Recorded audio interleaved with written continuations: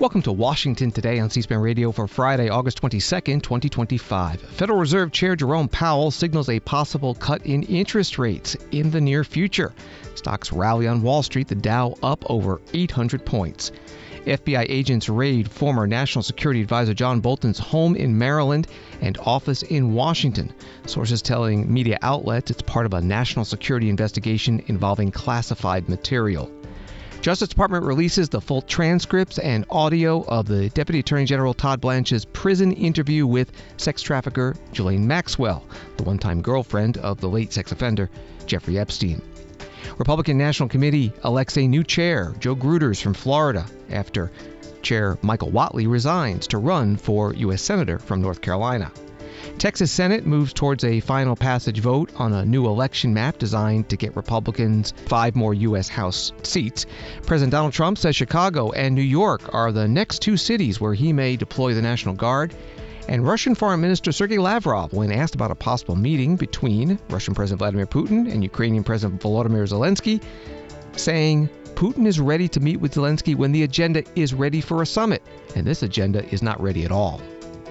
Reuters writes that Federal Reserve Chair Jerome Powell on Friday pointed to a possible interest rate cut at the U.S. Central Bank's meeting next month, but stopped short of committing to it, in remarks acknowledging both the growing risks to the job market and ongoing threat of higher inflation. Powell's comments opened the door to a rate cut at the Fed's September 16th and 17th meeting, but also put heavy weight on the monthly employment and inflation reports that will be received before then. The non-farm payrolls report for August is due to be released on September 5th, with data on consumer and producer prices due the following week. That was from Reuters. Fed Chair Powell spoke to economists and policymakers at the Fed's annual economic conference in Jackson Hole, Wyoming. In the near term, risks to inflation are tilted to the upside and risks to employment to the downside, a challenging situation. When our goals are in tension like this, our framework calls for us to balance both sides of our dual mandate. Our policy rate is now 100 basis points closer to neutral than it was a year ago, and the stability of the unemployment rate and other labor market measures allows us to proceed carefully as we consider changes to our policy stance. Nonetheless, with policy in restrictive territory, the baseline outlook and the shifting balance of risks may warrant adjusting our policy stance. Monetary policy is not on a preset course. FOMC members will make these decisions based solely on their assessment of the data and its implications for the economic outlook and the balance of risks. We will never deviate from that approach. Federal Reserve Chair Jerome Powell at the Fed's economic conference in Wyoming. And Wall Street reaction to his remarks: the Dow up 846, NASDAQ up 396, S&P up 96. Fed Chair Powell also spoke about the effects of tariffs on inflation, something he in the past has been saying the Fed needs more information on before making any decisions. The effects of tariffs on consumer prices are now clearly visible.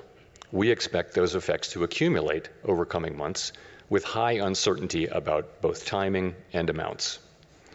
The question that matters for monetary policy is whether these price increases are likely to materially raise the risk of an ongoing inflation problem.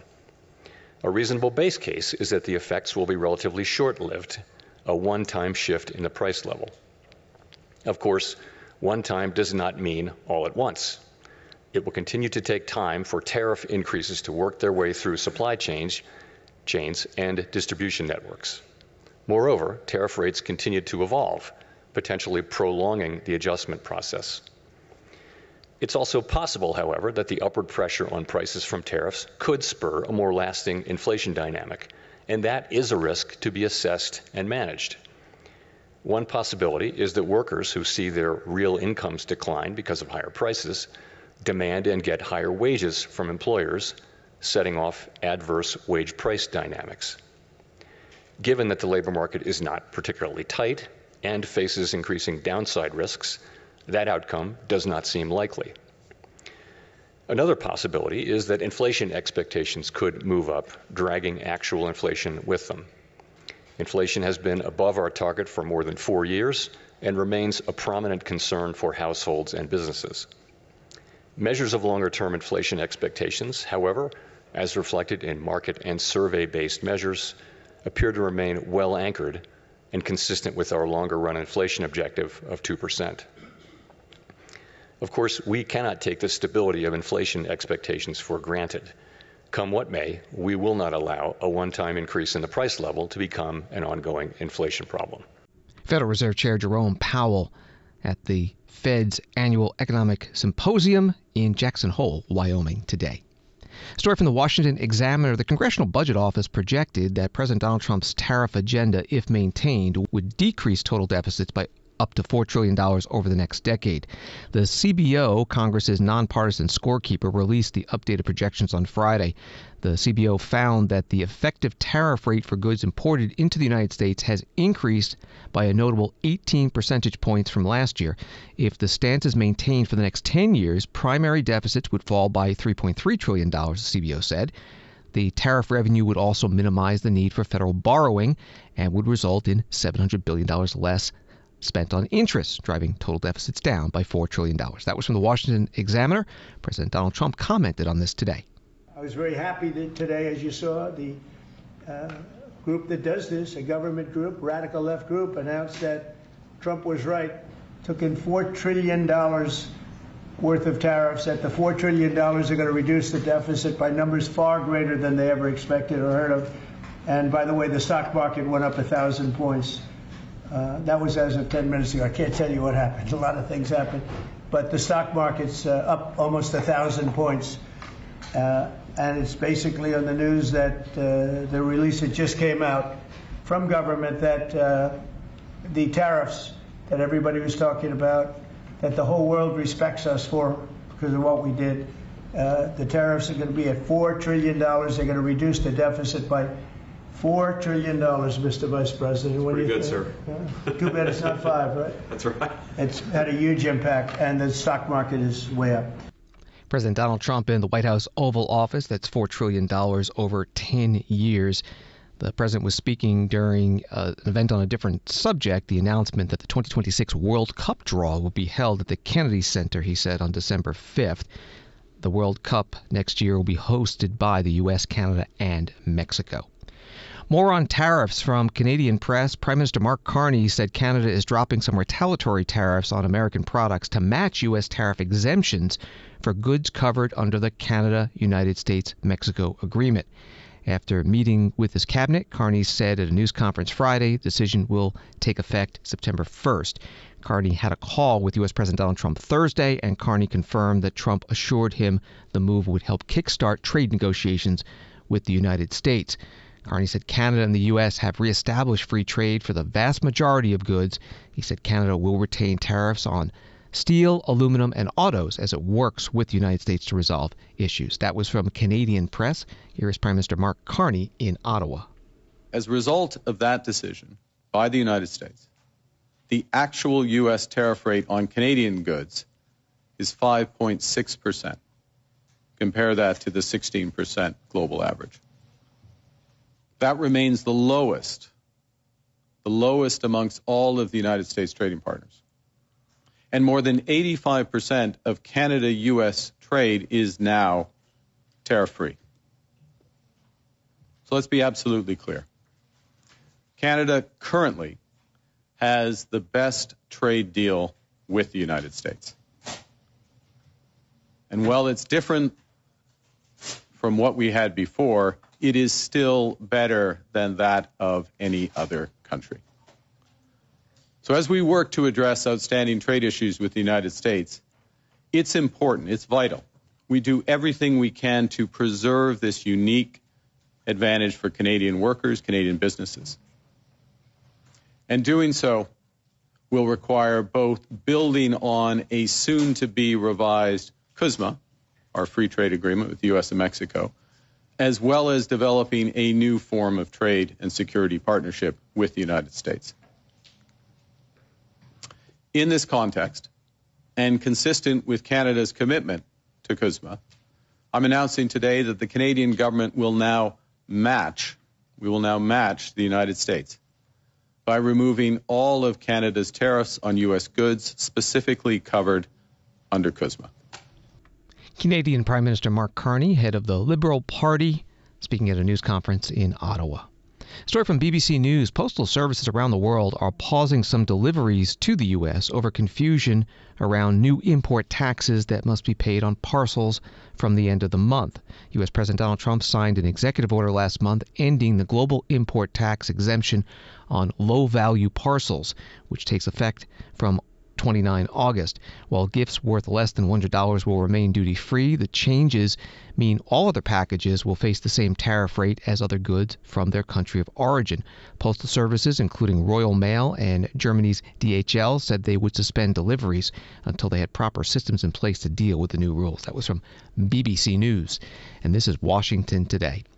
Story from the New York Times. FBI agents on Friday were searching the Maryland home and Washington office of John Bolton, former National Security Advisor to President Trump, who is now a frequent critic. Asked about the visible FBI presence in those locations, a representative for the Bureau said agents were conducting court-authorized activity.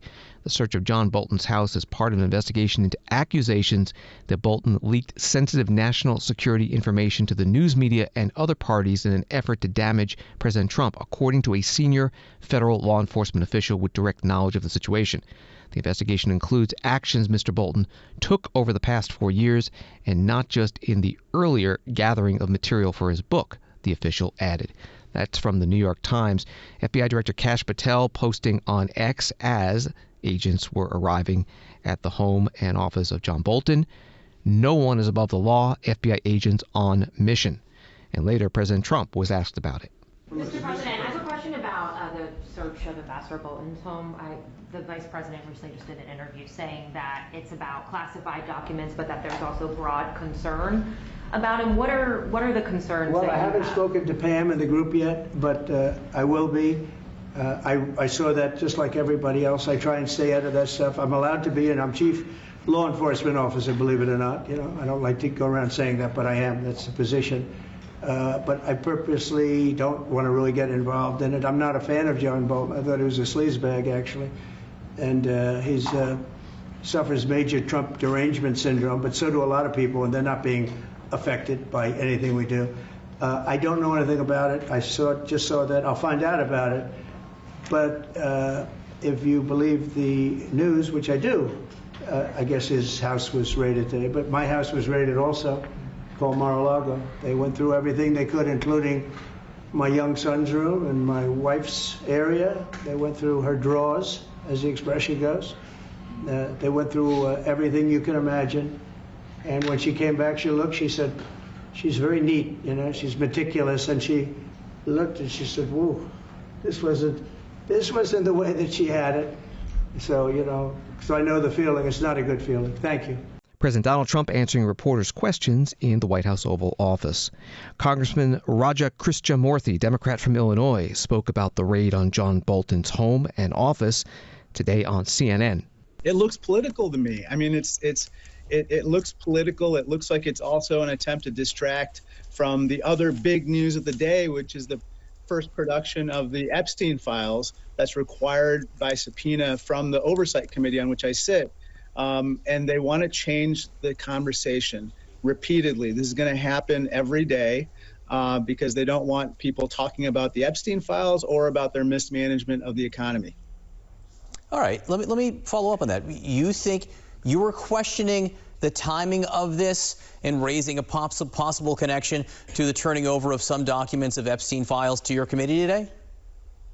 Yeah, I think today is the first day that the DOJ has been required to comply with the subpoena. They said that they would start producing documents today. I'm concerned that they're going to slow walk that as well. But there's tremendous clamor for these documents and transparency as to these files. And as you know, both Donald Trump as well as Mike Johnson, the Speaker of the House, are trying to prevent that from happening, and they want to change the conversation. Congressman Raja Krishnamoorthi today on CNN, and reports are that the Justice Department did send over, as promised, the Epstein files. Later, the Justice Department announced it's releasing the audio and transcript of the DOJ's interview with Epstein associate Ghislane Maxwell, who is in prison. And a few of the headlines coming out of that, Maxwell told Deputy Attorney General Todd Blanche that there is no Epstein client list. She does not believe that Jeffrey Epstein died in prison by suicide. Concerning the relationship between Epstein and President Trump, they seemed friendly. I don't think they were close friends. About former President Bill Clinton, he used Epstein's jet for trips but never visited his island. Also, she said she never saw Donald Trump act inappropriately. Runs several hours, the audio and the transcripts that were released. Here is 1 minute of it as she talks about suspected client list. There's been a lot of conversations about whether Mr. Epstein maintained like a list of people, like a book of famous people that he knew, it's called a black book or a client list or a list. Did you know of the existence of any such list? There is no list. We'll start with that. The genesis of that story I can actually trace for you from its absolute inception, if that is what you're interested in. Well, first, you know, to be short, there is no list, there's no client list, nothing like that. No, there is nothing like that. That you know. That I, obviously. Right. Yeah. Okay, so you say you think you know the genesis, so go ahead, tell us. I'd like you to know that I have brought some supporting corroborative evidence. Well, tell me what it is too, and then we'll get the corroboration. Okay. Yeah. Is this? Do you want to take a break here? Because this is a long. This is a long story. Yeah, let's take a break. Yeah, let's take a break. A bit of the multiple hours of interviews with Ghislane Maxwell released today by the Justice Department. The interview done primarily by the Deputy Attorney General, Todd Blanche. We have posted the entire set of interviews on the Washington Today podcast feed. You can find that on our website, cspan.org, or wherever you get your podcasts. You're listening to Washington Today. Fox News, Dateline Atlanta, Joe Gruters, a longtime ally of President Trump, was voted in as the next Republican National Committee chair on Friday. RNC committee members elected Gruters, who had the backing of President Donald Trump, as chair as they finished up business at their summer meeting, which they're holding this year in battleground Georgia's capital and biggest city. Gruters, a Florida state senator, RNC committee member from the Sunshine State, the National Party Committee's treasurer, and a longtime Trump ally, succeeded Chair Michael Whatley, who stepped down as he runs for the Senate in North Carolina in the blockbuster race to succeed retiring GOP Senator Thom Tillis. That was from Fox News. Michael Whatley gave a farewell speech today as outgoing chair. Here we are, 7 months into President Trump's second term. The economy is stronger, inflation is down, and our borders are secure. Our streets are safer, and other countries respect us again. President Trump seems to end a new war about every week. There is peace through strength, and America is back.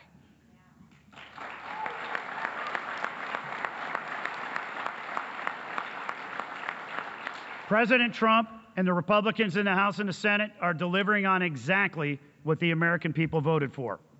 This is why President Trump has received his historic electoral landslide. This is why we have Republican majorities in the House and the Senate, because Americans trust us to deliver. We can only continue this great work by keeping and expanding our majorities in the House and Senate. We must ensure that President Trump and his congressional Republicans has Republicans in his corner. We have a choice: 2 more years of a golden age or 2 more years of impeachment and radical Democratic schemes. We have targeted Democrats in districts all across this country, along with an extremely competitive Senate map this cycle. 13 Democrats sit in seats where President Trump delivered that district. 3 Republicans sit in seats that Kamala Harris has held. 16 seats are the center of the bullseye, and we know the Senate map.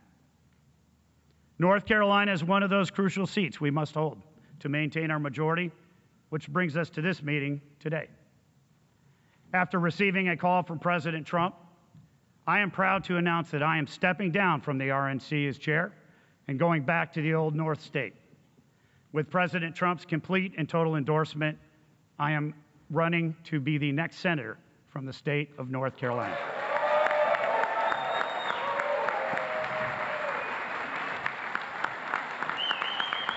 Thank you.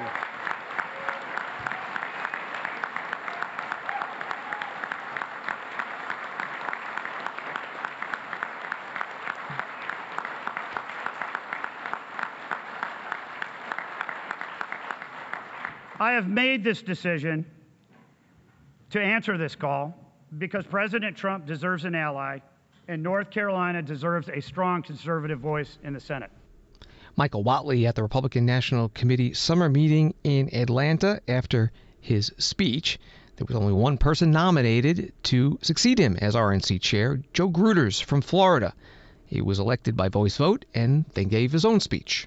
And of course, none of us would be here without the vision and courage of President Donald J. Trump. His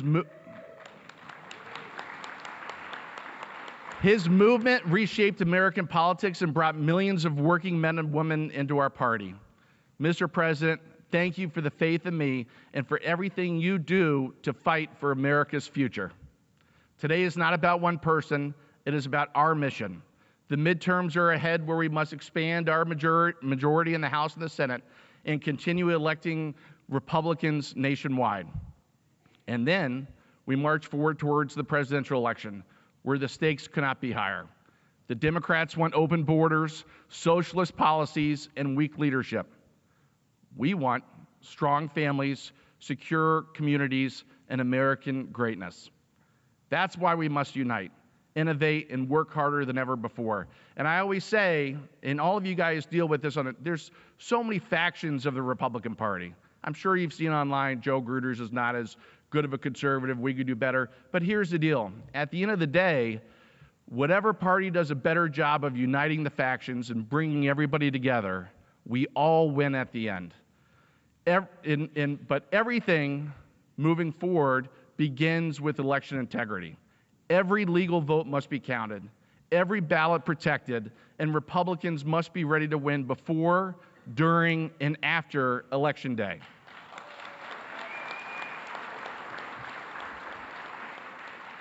That also means registering new voters, turning out Republicans in every precinct, and investing in the technology and ground game to win, not just in red states, but everywhere. Every vote matters. And through it all, we will stay true to our principles: faith, family, freedom, and opportunity. These are not just Republican values, they are American values. Together, we will expand our Republican majority and deliver sweeping victories that will shape America for generations to come. So let's get to work, let's win, and let's save America. Thank you, and God bless to every single one of you. The new RNC chair, Joe Gruters, after being elected at today's RNC summer meeting in Atlanta. The story from National Review: the Democratic National Committee is in dire straits financially. 9 months after Kamala Harris's disastrous presidential election performance, her party shows no sign of rebuilding itself on the money front. According to campaign finance reports filed this week, the DNC had less than $14 million on hand as of July 31st, compared with the Republican National Committee's $84 million. That was from National Review. And from Reuters, the Texas Senate on Friday began debating a bill that redraws the state's congressional maps at the behest of President Donald Trump in an effort to flip 5 seats held by Democrats to Republicans. After the State House passed it on Wednesday, the Senate was anticipated to approve it on Friday. Texas Governor Greg Abbott was expected then to quickly sign it into law amid a contentious nationwide redistricting battle. During debate on Friday, some lawmakers echoed Democrats' accusations that the new Texas map dilutes the voting power of Hispanic and black voters, violating federal law that forbids redrawing political lines on the basis of racial or ethnic discrimination. Texas Senator Phil King, a Republican sponsor of the bill, said repeatedly he had not considered race, and lawyers have assured him the bill meets all legal requirements. That's the reporting from Reuters. Here's some of the debate in the Senate in Austin, Texas, on that subject. Senator Phil King, a Republican, questioned by Senator Jose Menendez, a Democrat. Senator King, I heard your bill layout, and in your layout, I heard you say your opening phrase, when I began this process. I was just curious, when did you begin this process? Because we had a redistricting committee during session, but I never heard anything about a redistricting of maps at all during session. So when did you come up with the thought or the idea of filing a new map? When a couple of weeks or so before, maybe a week or so before the first special session, I got a call from the Lieutenant Governor asking if I would be willing to chair the redistricting committee. Okay. So you mentioned that you believe in your heart that you believe this map is drawn race blind? Yes. Okay. And you've said that you have not looked at any race data with respect to this map, correct? Correct. So to that end, if I hear what you're telling me, the map then does it take any race data into account? Not to my knowledge. Okay. Have you had an opportunity to watch any of the House proceedings or been present at any of the times that Chairman Hunter has spoken about the map? Sorry, could you repeat that? Yes. Have you had any opportunity to watch any of the House proceedings or any of the times when Chairman Hunter has been describing the map? Very little. Very little. Okay. Very good. Well, then you must be aware that each time Chairman Hunter has laid out the map, he has listed specific districts and the race population for those districts. So I'm not sure, were you aware of that? Were you able to watch that part of his delivery? I've actually watched very little of the House hearings. All right. So if you missed when Chairman Hunter listed the specific districts and the race population for those districts, to me, even though you've been adamant that you have not looked at race data, why is that? Why have you not, if Chairman Hunter's talked about race data, why have you not looked at race data? Well, because it's problematic and confusing under the law, and it's very complex as to how such data applies in redistricting. It's very simple and very well established in law that you can draw maps on a partisan basis. And so we've looked at this from a partisan basis. It's my understanding that that's the basis from which it was drawn, and it performs in a manner that should improve, should be an improvement for Republican candidates. When you say it's problematic with the law, which law are we referring to? Well, there's a host of redistricting law. I've got, one little brief here that's just a summary of, we've had 30 years of cases, and I've gone through several redistricting cycles, and you have as well, and we have an ongoing trial in El Paso, and it's just a complex, very robust area of law. Would any of those be the Voting Rights Act? Voting Rights Act is always a consideration. Very good. Does it concern you then that Chairman Hunter has focused so closely on the race data in his discussions of this very bill, House Bill 4? I am only concerned with what's before the Senate and in my authorship or sponsorship of the bill. So knowing that the Voting Rights Act can be, in your terms, your words, problematic,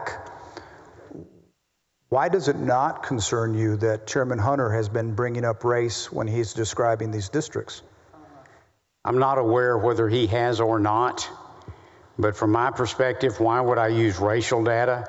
Voting history is just much more accurate and is well established as a legal way to draw maps, a legal process upon which to base maps. Exchange on the Senate floor in Austin, Texas, between the sponsor of the congressional redistricting bill, Phil King, a Republican, and Jose Menendez, a Democrat, as debate continues on this new map, drawn explicitly by the Republicans to give them a better chance of winning 5 more U.S. House seats in the state, those seats currently held by Democrats. Senator Carol Alvarado, a Democrat, posting on X today, Republicans think they can walk all over us. Today I'm going to kick back. I've submitted my intention to filibuster the new congressional maps. Going to be a long night. And C-SPAN has been covering this. You can find the video at cspan.org. California Governor Gavin Newsom, a Democrat, signed congressional redistricting bills into law Thursday night in Sacramento, passed by the California legislature. The goal there is to create a new map to give Democrats the best chance of picking up 5 more U.S. House seats. Governor Newsom said it's being done only to counteract what Republicans are doing in Texas. We got here because the President of the United States is struggling. We got here because the President of the United States is one of the most unpopular presidents in U.S. history. We got here because he recognizes that he will lose the election. Congress will go back into the hands of the Democratic Party next November. We got here because of his failed policies. Those are being exposed hour by hour, reinforced today by Walmart announcing they'll be raising prices because of the tax increases, because of the tariffs. Reminded every day by a slowing economy, growing mistrust, distrust all across this nation, across the board. He is failing. He recognized that, and that's why he made a phone call to Greg Abbott asking for 5 seats. Can't win by playing by traditional sets of rules. He plays by no rules. I remind you all the time, it's not the rule of law, it's the rule of dawn. And we're standing up to that. We're responding to that. They fired the first shot, Texas. We wouldn't be here had Texas not done what they just did. Donald Trump didn't do what he just did. He went so far as to follow up and say that he didn't just want those 5 seats. He said he's, quote unquote, entitled to those 5 seats. Just pause and reflect on that. Everything should have just stopped there. The President of the United States claiming he's entitled to 5 seats. That should put chills up your spine. Every Republican, not just Democrat and Independent, every American, those enduring values that we celebrate, just celebrated 249 years, the best of the Roman Republic, Greek democracy, the rule of law, co-equal branches of government, popular sovereignty. What we'll celebrate, will we? Next year, the 250th anniversary. Masked men at the site of the Japanese that were interned and bussed in Little Tokyo last week in Los Angeles were sent right there in front of the Democracy Center as we kicked off this effort. That's a preview of things to come all across the United States of America. Mark my word.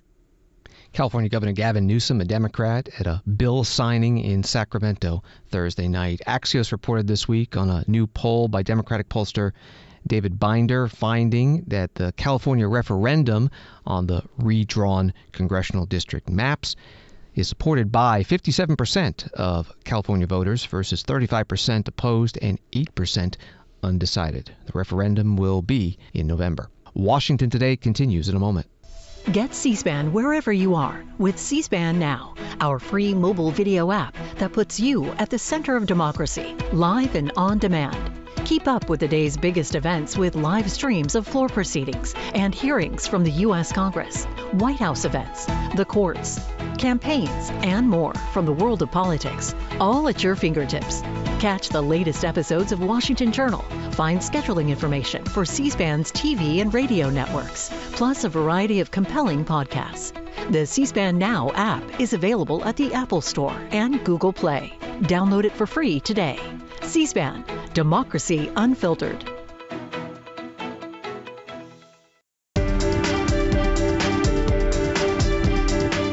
Welcome back to Washington Today, available as a podcast on the free C-SPAN Now mobile app and wherever you get your podcasts. CNN writes that President Donald Trump said Friday that Chicago will be the next city that his administration targets for a federal crackdown on crime. He said in the Oval Office, we'll straighten that one out probably next. That'll be our next one after this. I think Chicago will be our next, and then we'll help with New York. The president has credited his federal takeover of Washington, D.C. police force with driving down crime in the city, touting a week-long stretch without any murders as a miracle, despite the fact that such weeks have occurred in D.C. multiple times so far this year. Trump also dismissed polling showing that most city residents disapprove of the deployment of federal troops, calling them fake news, and claiming that residents of Chicago and cities are clamoring for a similar law enforcement crackdown where they live. That was from CNN. The president spoke in the White House Oval Office. And we haven't had to bring in the regular military, which we're willing to do. We have to. And after we do this, we'll go to another location and we'll make it safe also. We're going to make our country very safe. We're going to make our cities very, very safe. Chicago's a mess. You have an incompetent mayor, grossly incompetent. And we'll straighten that one out probably next. That'll be our next one after this. And it won't even be tough. And the people in Chicago, Mr. Vice President, are screaming for us to come. They're wearing red hats, just like this one. But they're wearing red hats. African-American ladies, beautiful ladies, are saying, please, President Trump, come to Chicago. Please. I did great with the black vote, as you know, and they want something to happen. So I think Chicago will be our next, and then we'll help with New York, and we're going to help with. And I think a lot of these people that you see on television, they are, including the people in this audience, they'll say bad things about me, and then they'll say, thank God he's here, because half of them got mugged, and they don't want to get mugged again. But they work for stupid people that are radical left, and they're made to do things and say things that they don't want to be saying. But the people right here are all happy because you're not going to be mugged in Washington, D.C. anymore. President Donald Trump in the White House Oval Office answering reporters' questions. New York Times article on the president's deployment of National Guard to D.C. streets. Defense Secretary Pete Hegseth has authorized National Guard troops deployed to Washington to bring their weapons with them on their mission, but it was not clear whether the troops would be armed as they walk through the city or simply store their weapons in their vehicles, which would not be a significant change over the current status. The decision on whether they will be armed will ultimately be made by Brigadier General Leland D. Blanchard II, the interim commanding general of the D.C. National Guard. That was from the New York Times. You just heard President Donald Trump refer to African-American voters. Reverend William Barber, president of Repairers of the Breach and co-chair of the Poor People's Campaign, spoke today at the City Club of Cleveland, and an audience member asked about President Trump and African Americans. You know, the president has made it very clear that he hates African Americans. Well, he hates anybody who's not white and straight. But my question is, what do you say to people who vote for someone who they know hates them? Well, I think his hate is broader than that. He just arrested Bolton this morning. I think a neo-fascist and authoritarian, you can never reduce their hate to race. Racism may be one thing. He more hates people that don't feed his narcissism. I don't know where all of this hatred comes from. I don't know what demons have control of his life that makes him. I mean, not only him, but what makes any politician get up in the morning and say, I know what I can do with power. Let's hurt somebody. I mean, if you look at it from that standpoint, it's a lot of sick people out here. I mean, and I don't think their mother, when they had them put Trump or anybody in her arms and said, my prayer for you is that you will take as many people's health care as you can. My prayer for you, is that you will take all the money from poor folk and give it to wealthy folk. By the way, more money transferred from poor and low-wage workers than was transferred from the slaves to the slave master. So I think we have to expand. Then the second thing is, I'm glad my sister asked that question. So what do you do, as you say, not only for, and by the way, he got less votes this time. The numbers say he got less votes this time. And that's why this past election, we really got to do some analysis, because it's not so much what he did, it's what people didn't do. He got less votes. Where did all those, he got, 15% of black men? 70-some million people voted for him. 90-some million people didn't. Some black women voted for him, women voted for him, some Latino men voted for him. In fact, a lot of folk voted. What we got to do is get underneath what, unless we're going to just say they're all foolish, and I don't believe that, but what is it that they weren't hearing or that they did hear? And one day, I think we got a picture of it. He was in outside of Maryland, and somebody asked him a question about the economy, about groceries and stuff, and he said, I love you. Y'all know I love you. And someone went and did some research and found out Hitler used to say that same stuff. That neo-fascists and authoritarianism have a way of going among people who are already hurting, who already feel abandoned. And a whole lot of places Trump has been able to go is because of where we have abandoned. And if progressives or whatever you want to call yourself, Democrats, don't own that, this country will always be susceptible to this kind of authoritarianism. Reverend William Barber, co-chair of the Poor People's Campaign, today at the City Club of Cleveland. You can find the video of his event in its entirety at our website, cspan.org. Alina Habba, the acting U.S. Attorney for New Jersey, is criticizing Republican Senator Chuck Grassley of Iowa, the Judiciary Committee chair, after a federal judge ruled that she does not have the authority to act as the state's top prosecutor because she was put in the position through, quote, a novel series of legal and personnel moves. Alina Habba told Fox News Thursday night that Senator Grassley should have done more to get her confirmed by the Senate. I was the nominee to become the U.S. Attorney, and Cory Booker and Andy Kim, who I have never to this day spoken to in my life, despite my attempts to meet them, have truly, truly done us a disservice. And frankly, same with Senator Grassley, by holding up a traditional blue slip, not a law, and not allowing a lot of the president's picks to go through and be voted on by Senate. I didn't even get to that point. Then fast forward, it goes to the judges. 17 federal judges in the state of New Jersey, 15 of which are Obama and Biden appointed, that just like, frankly, we saw with Tish James, tried to use their seat for political motivation. I am the pick of the president. I am the pick of Pam Bondi, our attorney general, and I will serve this country like I have for the last several years in any capacity. You might try and change my title. You might try and fight me. But just like today with New York, we will win. We always do. It just takes time. But it's disturbing what we're seeing. It's not surprising, but it's disturbing. They think they have a voice for 5 minutes. They try and be activists. And Pam Bondi called it like it is. The Attorney General said it today. We will not fall to rogue judges. We will not fall to people trying to be political when they should just be doing their job, respecting the president. And you can't get rid of the president. Almost 100 million people voted for him, and he is still and will be forever the 45th and 47th president of the United States. Alina Habba, acting U.S. Attorney for New Jersey, on Fox News Thursday night. Attorney General Pam Bondi saying that the judge's ruling will be appealed. Story from The Hill. In late July, President Donald Trump pressed Senator Grassley to do away with the Senate Judiciary Committee's blue slip tradition of permitting home state upper chamber lawmakers to vote on U.S. attorneys and district court nominees, arguing Democrats have used the provision to block great Republican candidates. In response, the Iowa Republican said he was offended and disappointed by Trump's Truth Social post regarding the Senate tradition. That was from The Hill.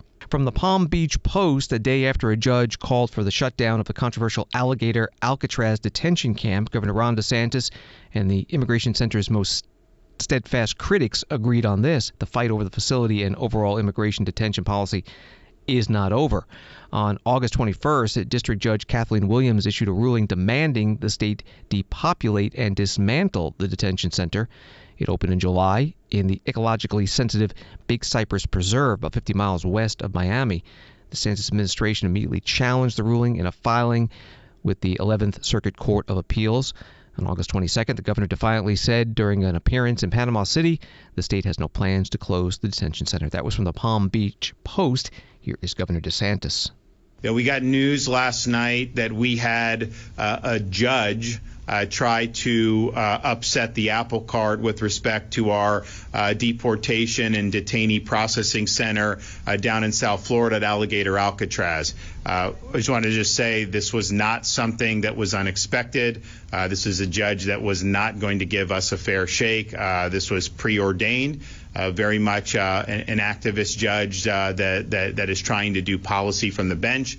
This is not going to deter us. We're going to continue working on the deportations, advancing that mission. We knew that this would be something that would likely happen, and we will respond accordingly. But this mission is important. You either have a country or you don't. You have people that are in this country that have already been ordered to be removed by the current system, and yet the previous administration didn't want to do anything about it. we're now in this position where we're leading the state efforts to help the Trump administration actually enforce the law and actually remove these illegal aliens from not just Florida, but from our country.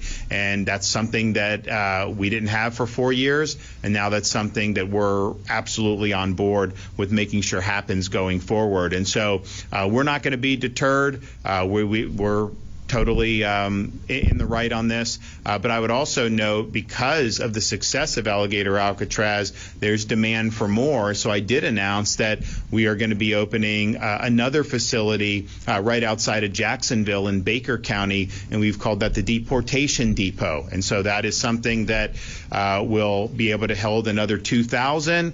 There's an airport close by, and so you have the processing and then the removal, and you can get that working very, very quickly. There is no truth to the rumor that the Northeast Florida Deportation Depot is going to be used to detain unruly Georgia fans during the Florida-Georgia. That's not true. Don't let anyone tell you that. I hear that percolating. That is not true. It is for illegal aliens, and that's what we're going to do. Florida Governor Ron DeSantis, a Republican, today in Panama City, responding to the judge's ruling from yesterday that the center known as Alligator Alcatraz must close because of ecological concerns. Story from AP out of Nashville. Kilmar Abrego Garcia was released from jail in Tennessee on Friday so he can rejoin his family in Maryland while awaiting trial on human smuggling charges. The Salvadoran national's case became a flashpoint in President Donald Trump's immigration agenda after he was mistakenly deported in March. Facing a court order, the Trump administration brought him back to the U.S. in June, only to detain him on criminal charges. Although Abrego Garcia was deemed eligible for pretrial release, he had remained in jail at the request of his attorneys, who feared the Republican administration could try to immediately deport him again if he were freed. Those fears were somewhat allayed by a recent ruling in a separate case, which requires immigration officials to allow Abrego Garcia time to mount a challenge to any deportation order. That was from AP. And this is Washington Today. President Donald Trump said on Friday, writes Reuters, that in 2 weeks he should know whether progress is possible in his bid to end Russia's invasion of Ukraine, and he again raised the prospect of imposing sanctions on Moscow. We'll hear from President Donald Trump in a moment. First, Russian Foreign Minister Sergei Lavrov was interviewed by NBC News Meet the Press moderator Kristen Welker today about a possible Putin-Zelensky meeting. Bottom line, there's no meeting planned. President Putin said clearly that he is ready to meet, provided this meeting is really going to have an agenda, presidential agenda. So that's a big if. There's no meeting planned, Mr. Foreign Minister. That's a big if. You're saying there's no meeting planned right now. Kristen, I am awfully sorry, you're not listening. There is no meeting planned. And I'm not challenging this, but you cannot, I think, understand what I am saying. Putin is ready to meet with Zelensky when the agenda would be ready for a summit. And this agenda is not ready at all. President Trump suggested, after Anchorage, several points which we share. And on some of them, we agreed to show some flexibility. Okay. When President Trump brought those issues to the meeting in Washington, with Zelensky present together with his European sponsors, he clearly indicated, it was very clear to everybody that there are several principles which Washington believes must be accepted, including no NATO membership, including the discussion of territorial issues. And Zelensky said no to everything. He even said no to, as I said, to canceling legislation prohibiting the Russian language. How can we meet with a person who is pretending to be a leader? Russian Foreign Minister Sergei Lavrov, interviewed by Kristen Welker of NBC News today. President Trump was asked about what Lavrov has said. Foreign Minister Lavrov said no meeting is planned right now between Putin and Zelensky. Absent that meeting, what are the next steps in your view? Well, we'll see. We're going to see if Putin and Zelensky will be working together. You know, that's like oil and vinegar a little bit. They don't get along too well. for obvious reasons, but we'll see. And then we'll see whether or not I would have to be there. I'd rather not. I'd rather have them have a meeting and see how they can do. But in the meantime, they continue to fight and they continue to kill people, which is very stupid because they're losing 7,000 people now. I used to tell you 5, now they're losing 7,000 people a day. 7,000 people a week. They're losing, think of that, they're losing 7,000 people on average a week, mostly soldiers. So we want to see if we can stop it. I've stopped 7 wars. I'd like to make this one I thought would have been in the middle of the pack in terms of difficulty, and it's turning out to be the most difficult. President Donald Trump speaking to reporters after he visited White House Historical Association Museum not far from the White House, taking questions on many other topics. Also, President Trump in a White House Oval Office meeting today showed a photo sent by Russian President Vladimir Putin of the two of them during last Friday's meeting in Alaska. President Trump said he's going to sign that photo for Putin. Story from the Washington Post. Secretary of Defense Pete Hegseth has fired Lieutenant General Jeffrey Cruz, director of the Defense Intelligence Agency, the latest senior military or intelligence officer to lose his position in a wider purge of National Security Agency's top ranks, according to 2 people familiar with the matter. That was from the Washington Post. Thanks for listening to Washington Today. Sign up for C-SPAN's evening newsletter word for word. Get the stories making headlines in Washington emailed to you every day. Subscribe at cspan.org/connect. Have a good night and weekend.